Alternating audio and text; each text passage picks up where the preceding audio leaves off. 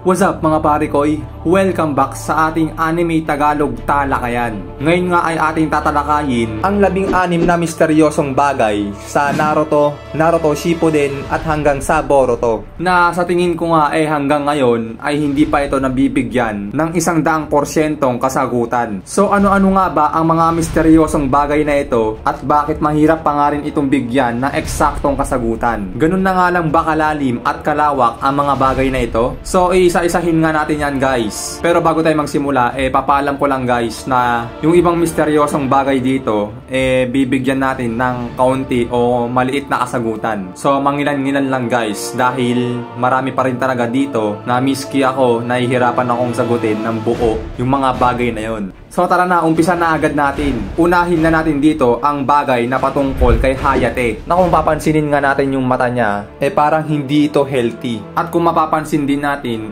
madalas siyang umuubo. So basically guys, masabi natin na may sakit itong si Hayate. Ngayon ang tanong, ano nga ba ang sakit ni Hayate? So kung tayo ang tatanungin, marahil lang unang papasok sa atin dito na maging sakit netong ni Hayate is TB. Pero kung ganun kasi, kung TB ang magiging sakit niya, hindi naman natin siya nakitaan ng iba pang symptoms. Hindi naman siya ganun kahina dahil nagagawa niya nga rin na makipagsabayan sa mga laban. Hindi rin naman siya hikain kasi ayun nga, isa siyang ninja. So kung may hika si Hayate, malamang inalis na yan sa pagiging ninja. At saka namatay si Hayate sa pakikipaglaban, hindi dun sa kanyang sakit. Pero yun nga, kung may mga doktor man dito na mahilig pa rin sa anime, kayo na lang doc ang makakasagot kung ano nga ba talaga yung sakit ni Hayate. So ayun yung unang bagay mga boy, At ang pangalawang misteryosong bagay dito is itong singsing ng Akatsuki. So alam ko guys, napansin nyo rin ito na yung bawat miyembro nga ng Akatsuki may kanya-kanyang singsing. Na ang pinagtataka nga natin ano nga bang ibig sabihin nito? Lalo't yung bawat Akatsuki member dito na may kanya-kanyang singsing magkakaiba din ang mga nakasulat dito. So ibig sabihin bawat isa may meaning. So isa nga yun sa nakakapagtaka, At syempre ang isa pang bagay dito na nakakapagtaka rin, bukod sa singsing ng Akatsuki, isa dyan yung kulay ng kanilang mga kuko. Na isa nga rin yung sa katanungan na kung bakit nga ganun. Bakit may kulay yung kanilang mga kuko. Marami nga din mga theory dyan guys, na halo-halo na rin. May mga nagsasabi na yung kuko daw nila, yung kulay ng bawat kuko, nagpapakita o nagsisimbolo ng pagiging loyal nila sa Akatsuki. So mga ganung mga bagay daw, Pero sa part ko, hindi ako masyadong kumbinsido na ganun nga ba talaga yung ibig sabihin nun. At ang pang-apat na misteryosong bagay naman dito is itong libro ni Jiraiya. So alam naman natin guys na ang lahat ng ginawa ni Jiraiya ay nakasulat sa kanyang libro. At sa tindi nga ng mga libro na ito, ang karamihan dito alam naman natin ay mabenta. Sikat yung libro ni Jiraiya kumbaga, Ngayon ang tanong, sa mga librong ginawa o sinulat ni Jiraiya, sino kaya yung taong nagpa-publish nito? Maaari nga bang may isang secret ninja book publisher sa Konoha na nagdi-distribute ng kanyang mga libro? At kung meron man, sino nga ba ang tao na yon? So mga ganung bagay, At ang isa pang misteryosong bagay dito ay itong best friend ni Jiraiya na si Orochimaru. Ito nga si Orochimaru mahiwaga talaga, At isa nga sa mga tanong dyan, saan nga ba nanggaling o nagmula itong si Orochimaru? So sa basic information natin, ito nga si Orochimaru ay isang ahas. Kumbaga taong ahas, So yun nga, bahala na yan. Talagang hanggang ngayon nagtataka ako kung saan nga ba galing itong si Orochimaru. Ang kanya hindi natin alam. Mga magulang niya hindi natin alam kung sino. Ni wala man lang din kapatid, wala man lang din tayong kilala na kahit napakalayong kamag-anak, mga ganon. Miski nga hanggang sa Boruto hindi pa rin natin alam kung saan nga ba nagmula itong si Orochimaru.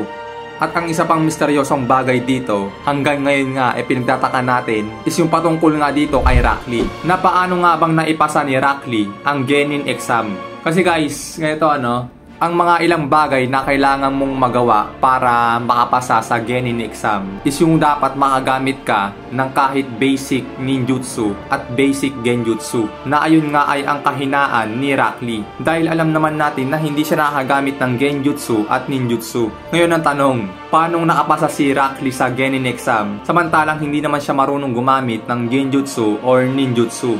Pero ganito guys, bigay ko na lang din yung sarili kong opinion kung paano nga ba nakakapasa itong si Rock Lee kahit hindi siya nakagamit ng mga ninjutsu. So based sa sarili kong opinion, marahil may ginawa silang special na kondisyon na kay Rock Lee nga lang ito a-apply. Dahil alam din naman ng mga teacher ng Konoha na si Rock Lee ay hindi talaga nakagamit ng kahit anong ninjutsu. Na yun nga siguro pinagkasundo na rin sa Hokage na parang maipasa rin ni Rock Lee ang Genin exam. So ayun yung nakakita kong dahilan siguro na kung bakit nagawang makapasa ni Rock Lee sa Genin exam kahit hindi siya nakagamit ng ninjutsu. And speaking of Rock Lee, syempre meron din tayong Metal Lee. Ngayon ang misteryosong bagay naman dito, sino nga ba ang magulang nitong ni Metal Lee? So alam ko na isa rin ito sa misteryosong bagay na hanggang ngayon nga ay nagtataka pa rin ako na sino nga ba talaga ang magulang nitong ni Metal Lee. So next na agad tayo sa isa pang bagay na misteryoso dito ay itong ang ibon ni Sasuke. Ang tanong dyan guys, saan ba galing itong ibon ni Sasuke? Dahil basically, alam natin ang mga salmon nakakuha yan sa mga pakikipagkasundo. Halimbawa, yung salmon snake ni Sasuke, kontrata yun. Yung kay Naruto din, yung kay Sakura, mga contract yun kumbaga nagsasign sila para makuha yung mga salmon na yun. Yung mga animal salmon na yun. Ngayon, dito yung animal salmon naman dito ni Sasuke na ibon, kapag sinamon niya, nga, lumalabas din So ngayon, ang tanong, saan nga ba galing itong ibon na to? Nabili niya ba sa market, mga ganon? Guys, misteryoso din yung ibon na yan. Kasi malamang may contract din si Sasuke dyan. Kasi kung titignan nyo yung summoning, may mga mark. Tulad yan, pag nag-summon siya, may mga lalabas na mga letra, diba? So, ibig sabihin lang, may contract si Sasuke sa ibon na yan. At ang tanong, saang lugar niya nakuha yan? Saang lugar siya nakapunta at nakuha niya yung ganyang ibon? At ang isa pang bagay na misteryoso dito ay ang sad boy na si Naruto. Ngayon, ang tanong, ang misteryosong bagay dito ay yung patungkol kay Naruto na wala man lang kumupkup sa kanya na kahit malapit o malayong kamag-anak. Kasi imposible naman guys na wala man lang malapit na kamag-anak si Minato. Kay Kushina masabi pa natin na ubos na nga kasi yung kalahi niya. Kumbaga onti na lang sila. Pero kay Minato imposible na wala man lang siya malapit na kamag-anak. Na ang pinagtataka ko nga rin bakit hindi man lang yung ginawa ni Third Hokage Hiruzen. Oo, nandun na tayo sa point na yung apelyido nga ni Minato hindi pwedeng ipagamit kay Naruto. Dahil nga yung Namikaze na apelyido delikado dahil nga hinahunting yun o maraming galit dun sa pangalan na yun. Na kapag ginamit nga ni Naruto ang apelyidong Namikaze manganganib ang kanyang buhay sa mga kalaban. Pero kahit gayon pa man, Uzumaki na nga ang ginamit bakit wala man lang malapit o kahit malayong kamag-anak na kumupkop kay Naruto. Kasi guys, imposible talaga yon. Lalo't Hokage si Minato. Hindi rin man pwedeng sabihin na Jinchuriki si Naruto during that time kaya natakot yung mga kamag-anak niya. Hindi naman pwede yon. Kasi nga malamang alam din nila na Jinchuriki ng Kyuubi si Kushina. Kaya ang tanong bakit wala man lang malapit o kahit malayong kamag-anak na kumupkop kay Naruto? So isa nga lang din yun sa mga pinagtataka ko dito. At ang isa pang misteryosong bagay dito ay ang Elite Uchiha na si Kakashi Hatake. At doon ngayon sa kanyang biglaang paggamit ng Susanoo. So dyan ngayon nakapagtaka din biglaang kasi nagamit ni Kakashi yung Susanoo samantalang hindi niya pa na-experience yung paggamit ng first stage, second stage at third stage ng Susanoo. Kumbaga sabihin natin na natalo niya pa yung mga totoong user ng Sharingan. Pero ang konting idea ko dito kung bakit nagawa ni Kakashi yun marahil si Obito rin yung gumawa ng bagay na yon. Kasi nga nakita natin na pansamantalang transfer ni Obito yung kanyang EMS. So yung chakra na yon, si Obito rin siguro yung kumontrol para biglang ma-perform ni Kakashi yung perfect Susanoo. Pero parang malabo din hindi ko lang sure talaga kasi nga hula ko lang din yun yung theory na yon. Pero guys kung may idea kayo paano nagamit agad ni Kakashi yung perfect Susanoo. At ang isa pang misteryosong bagay dito na gumugulo sa ating isipan, ano na nga ba ang nangyari sa Senju Clan? Kasi nga, based sa nasaksihan natin, ang natira na nga lang sa Senju Clan ay itong si Tsunade, which is apo nga ni Hashirama at Tobirama Senju. Ngayon ang tanong, ano na nga bang nangyari sa Senju Clan? Sa Uzumaki Clan, may idea pa tayo. Kasi nga, winasak ito at pinagtulong-tulungan ng mga angkan. Pero sa Senju Clan kasi, nagtataka talaga ako dito, ano nga ba yung nangyari dito? Bakit bigla lang nawala? Naglaho na parang bula na wala man lang tayo idea na kung ano nga ba ang nangyari. Ngayon, ang isa pang bagay na misteryoso dito, speaking of Senju Clan, dito nga rin papasok si Hashirama. Paano nga ba namatay si Hashirama Senju? So maraming tanong dyan guys at marami din theory kung paano nga ba namatay si Hashirama. Pero sa akin din, may mga ilang theory na ako na kung paano nga ba namatay si Hashirama Senju. Bali may video na tayo dyan guys, ginawa na natin ng content yan dati. Ayun guys, na ito makikita nyo pakihanap nyo lang dyan sa ating video. At speaking nga of Hashirama Senju, ang papasok pa na isang misteryosong bagay dito is yung patungkol sa kanyang cells na may kakayahan nga ito na makapagpagaling at makagamit ka ng wood style. So ang misteryosong bagay dyan guys, saan nga ba nagmula yung cells ni Hashirama na may kakayahang makagamit ng wood release at may kakayahan din na makapagpagaling. So misteryosong bagay din yan mga boy Saan nga ba nakuha ni Hashirama yung ganyang klase ng kapangyarihan o abilidad? Kasi nga napakaangas talaga. So isa yun sa mga misteryosong bagay At speaking of wood release, ang isa pang misteryosong bagay dito is itong si Yamato. So alam natin itong si Yamato ay nakagamit din ng wood release. May kapasidad pala si Yamato na gamitin ang kanyang wood release para sa QB. Na nakita na nga natin ginamit niya ito kay Naruto para pigilan nga si Naruto sa pagsakop sa kanya ng QB. Ngayon ang tanong guys, bakit sa umpisa pa lang ng kwento ng Naruto, bakit hindi na lang si Yamato ang ginawang teacher ni Naruto? Para kung sakaling man magalit si Naruto o lalabas yung kanyang chakra cloak, mapipigilan agad siya ni Yamato. So 'di ba? Dapat sa una pa lang ng kwento, si Yamato na ang ginawang teacher ni Naruto. Pero ito guys sariling theory ko lang din. Siguro kaya hindi si Yamato yung ginawang teacher sa doon pa lang sa unang kwento.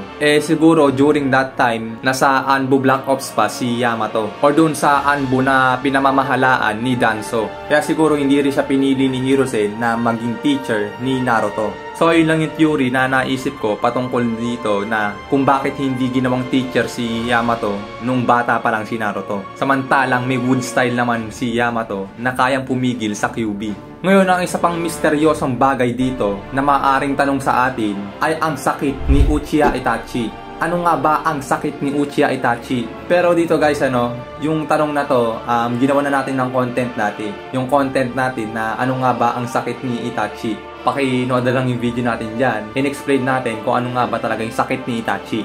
At ang huling bagay dito na misteryosong bagay na gumugulo pa rin sa atin or marahil hindi rin natin napansin is itong ang si Sakura. Ito tatanungin ko kayo. Nung una, kwento ng Naruto, bata pa sila. Nung Team Kakashi, marunong gumamit si Sakura ng Genjutsu. At sinabi pa nga dun diba na si Sakura ay mahusay sa paggamit ng Genjutsu. Ngayon ang tanong, nasaan na ang Genjutsu ni Sakura? Bakit nawala? Bakit hindi na ito nabigyan ng pansin? Kumbaga lalabas sana sa kwento is magiging katulad siya ni Kurenai, mahusay sa paggamit ng Genjutsu. Pero kilalaunan, habang tumatagal yung kwento, nagbago nga. Ang nangyari, si Sakura gumamit na o nag-aral na kung paano gumamit ng mga healing technique. Ang weird lang kasi pagdating nga ng Shippuden, biglang nagbago ang kwento. Kaya biglang nawala ang Genjutsu ni Sakura. Hindi na ito nabigyan ng pansin. So yun nga guys, ang mga misteryosong bagay na napansin ko sa Naruto Shippuden at hanggang sa Boruto. And again guys, kung may sagot kayo sa mga misteryosong bagay na nabanggit natin, paki-comment na lang din dyan sa ating comment section below para malaman din ng iba kung ano-ano nga ba ang mga bagay na yun. And alam ko guys na may mga misteryosong bagay din kayo na naisip o napansin sa kwento ng Naruto. So kung ano man yun, paki-comment na lang dyan sa ating comment section below para makita ko rin at mabasa at baka marahil na mabigyan natin ng kasagutan yan kahit sa maliit na paraan. Hanggang dito na nga muna tayo mga boy. Maraming salamat sa inyong panonood. Kung nagustuhan nyo ang video natin ito ay pakilike na rin at mag-subscribe na kayo sa ating channel. Maraming salamat guys. Hanggang dito tayo nagpapaalam.